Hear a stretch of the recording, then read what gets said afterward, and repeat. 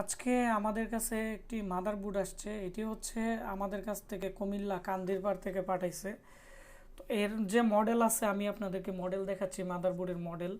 তো মাদারবোর্ডের মডেল হচ্ছে gigabyte GA-H61M-S1 model, এবং এর যে রিভিশন আছে এটি হচ্ছে 3.00 গিগাহার্টসের।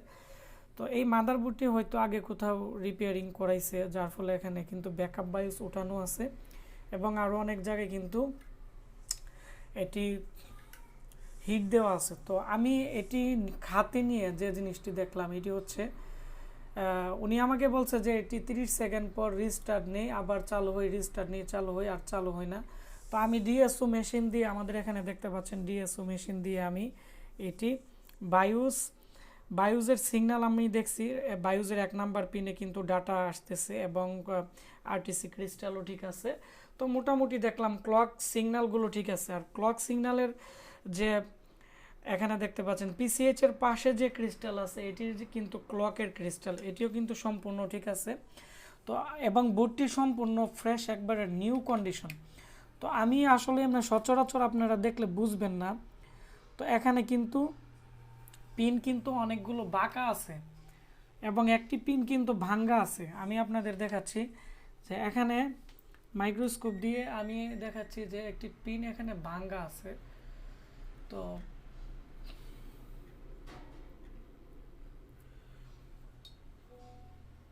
আমি ক্যামেরা সেটিং করে নিচ্ছি যাতে আপনারা ভালোভাবে দেখতে পান।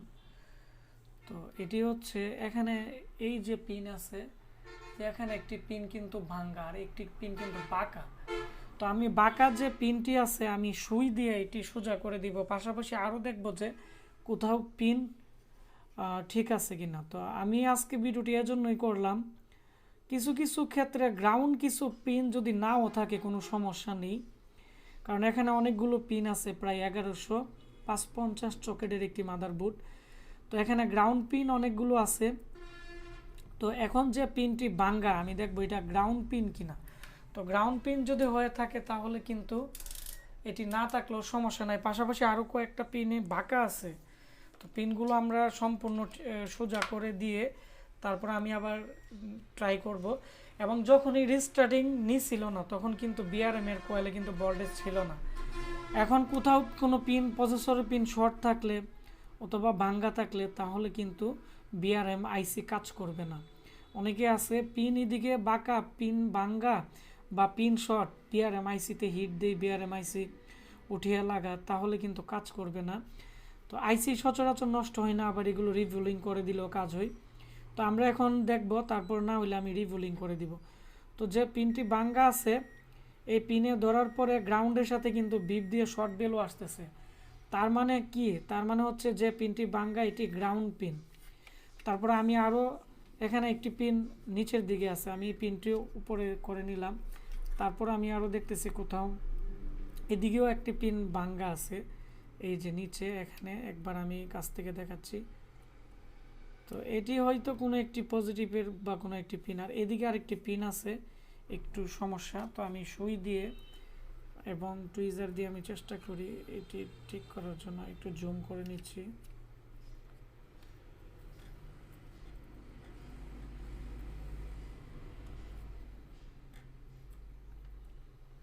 তো এখন এখন দেখা যাচ্ছে ক্যামেরা স্ক্রিনে। তো বন্ধুরা এদিকে ভালো করে খেয়াল করেন যে এদিকে কিন্তু একটি পিন কিন্তু একবারে বাঁকা আছে। তো আমি আমাদের বাঁকা টুইজার আছে, বাঁকা টুইজার দিয়ে এবং ইয়ের মাধ্যমে, সুইয়ের মাধ্যমে আমি চেষ্টা করব এটি ঠিক করার।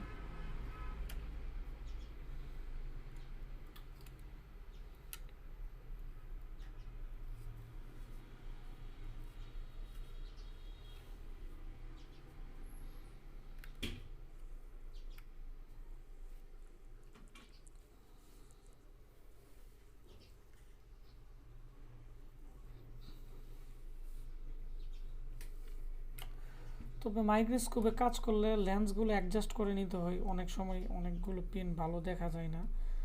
তো অবজেক্ট পিনগুলো আমি একটু সেটিং করে নিচ্ছি, তারপর আমি এটি করব কাজটি।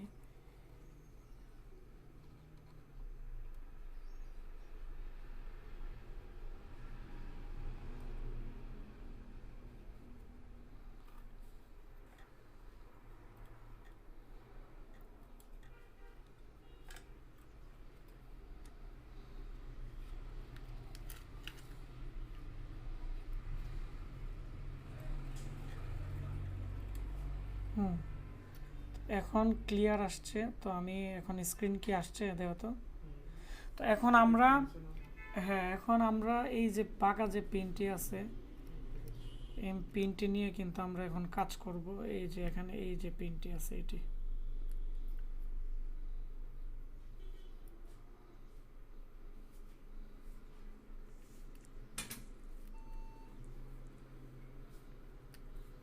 মানে এটি এমনভাবে বাঁকা আছে আসলে বোঝা যায় না যে এই পিনটি যে বাঁকা আছে।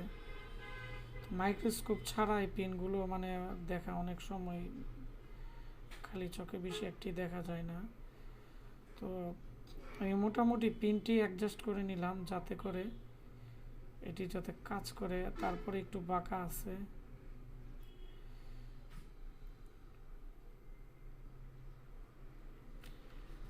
তারপরে আমরা আরও পিন চেক দিব যে কোথাও কোনো বাঁকা আছে কিনা বা কোনো পিন ড্যামেজ আছে কিনা।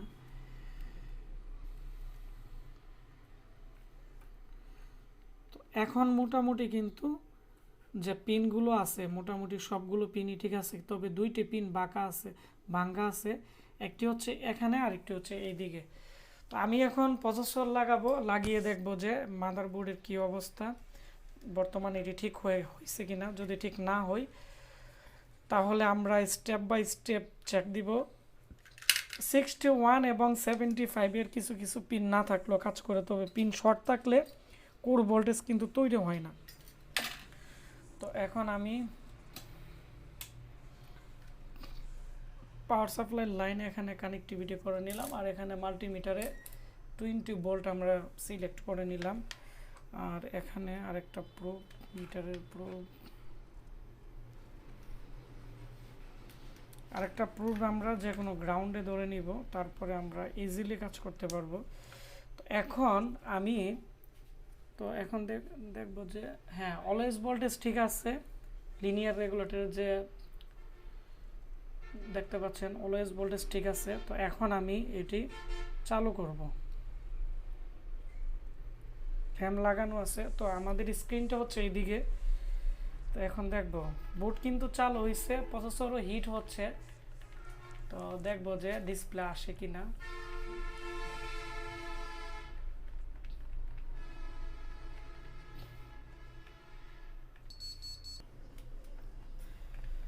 তো বোর্ড এখন চালু হয়েছে, এখন দেখা যাক যে কি অবস্থা, ডিসপ্লে আসে কিনা।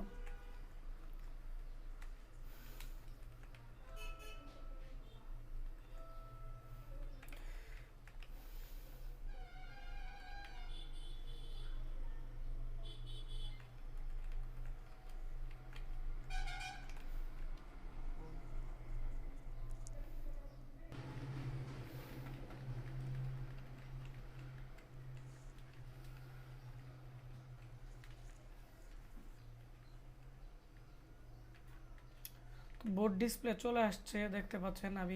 আমরা এখন এটি আমরা ডেলিভারি দিয়ে দিব। তো ভিডিওটি বেশি বেশি করে শেয়ার দিবেন, তাহলে যাদের মাদারবোর্ড রিস্টার্টিং প্রবলেম করে প্রসেসরের পিনের কারণে, তারা এই সমাধানগুলো পাবে। ধন্যবাদ সবাইকে।